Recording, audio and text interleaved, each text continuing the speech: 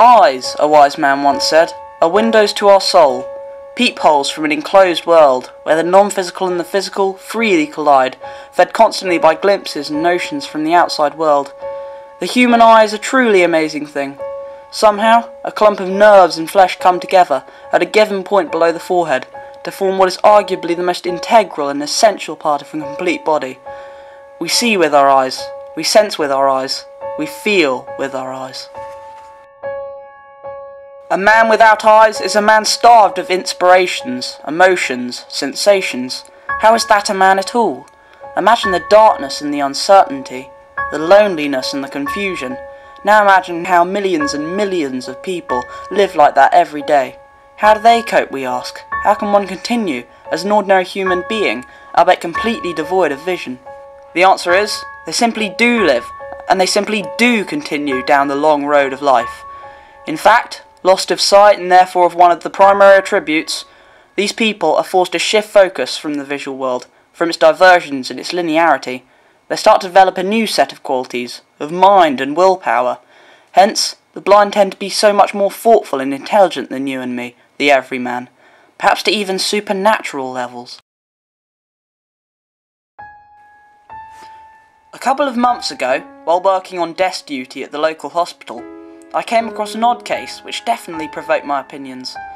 I have seen tragic matters on the job, individuals scarred for life, severely injured in completely avoidable instances, as well as a lot of deaths. But the one that truly caught my attention was one that involved no blood, no missing limbs or broken bones. It was that of an old woman, wheeled in late one evening by 4 urgent members of staff. She was portly, faintly gypsy looking, with dark, rumpled skin, bundled grey hair, and dressed in layer upon layer of hand-knitted clothing. Her affliction was obvious from first glimpse. The woman was blind. Her eyes were rolled up into her head in a shocking and pitiful fashion. She didn't make a sound, but, in sheer confusion with the situation, she flailed her arms about, ahead of herself, in fruitless search for something to make sense of the ordeal. Within a good 5 seconds, that only bid a single glance, the patient was gone, up an elevator, into her respective ward, but something had triggered my interest now. On the shift's coffee break, I inquired with one of the doctors about this strange old woman. The situation, as it would happen, was an unusual one. The woman had no identity, as of yet. She had been found alone, hobbling around outside the hospital, with not the foggiest idea of what to do with herself. Concerned workers had, without delay, taken her inside for inspection, maybe to get a few answers out of the old woman. She now lay in room 114, taking some rest. Nothing regarding the mysterious individual can be confirmed, as of yet. A good week passed before I heard, or rather saw, anything of that blind old lady again. Her health began to improve, but despite numerous attempts to make her speak out, she proved unable to talk. Suspicions now regard that she was also mute. It was becoming likely that she would soon be moved to a special retirement house just a few miles out of town.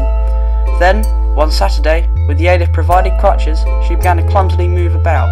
Such was her confidence, her persistence, the staff eventually allowed her to walk the hospital corridors, and then, within just 4 days, she was down in the entrance ward, with me and the idling patients.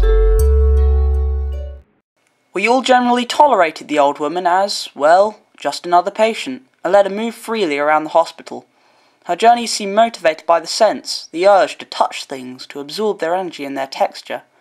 It was certainly not intrusive, as it did not get in the middle of hospital matters. Therefore, we left her to it. One night, around 8 p.m, as the hospital somewhat quieted down before the wild evening intake of A&E occupants, the woman, now nicknamed Melissa in hospital records for ease of documentation, dropped into my ward and began her day's schedule of scratching, rubbing and motioning against the walls. Nothing unusual, I just went about my computer filing and logbooking, just as ever. It was when she suddenly turned for me, placed her hands on the desk and seemed to glare directly at my face with 2 whitened pupils, that I realised something was afoot. An expression seemed to form into her face. She looked at me intensely, in a minute of absolute silence. Then, for the first time around a staff member, she began to speak. Her voice was croaky, broken, and she was evidently straining her vocal cords into language. Her accent itself was highly unusual. It was as if the world's dialects and pronunciations had converged into a single tone. In faltering English, She let out a couple of struggling sighs, held in between each by a single word. What she said exactly baffles me to this day. I like to imagine that her message was prophetic, some sort of important message that simply had to be delivered to a living, breathing individual before her time was up. What is clear is that she certainly spoke to me, alone, in that very room. After that tense moment, she sighed again, turned, and continued avidly in her business, as if nothing had happened. The next day, to the shock of hospital staff, room 114 was empty. The windows had been left unopened, the doors remained locked, even the bed had been tidied, as if by the cleaning personnel. The mood at the workplace that day was generally hectic. The directors' board released an appeal for Melissa's capture, even offering a small reward out of hospital funds. They also issued an inquest into the ward's security conditions. These efforts proved, as expected, absolutely fruitless, and that mysterious old lady was never, ever seen again. I know, deep down, at the core of my very soul, that Melissa was something else, something beyond humanity, which we ourselves shall never understand or grasp. She may have lacked the basic necessities of sight, speech, and most fundamentally, understanding of the world around her.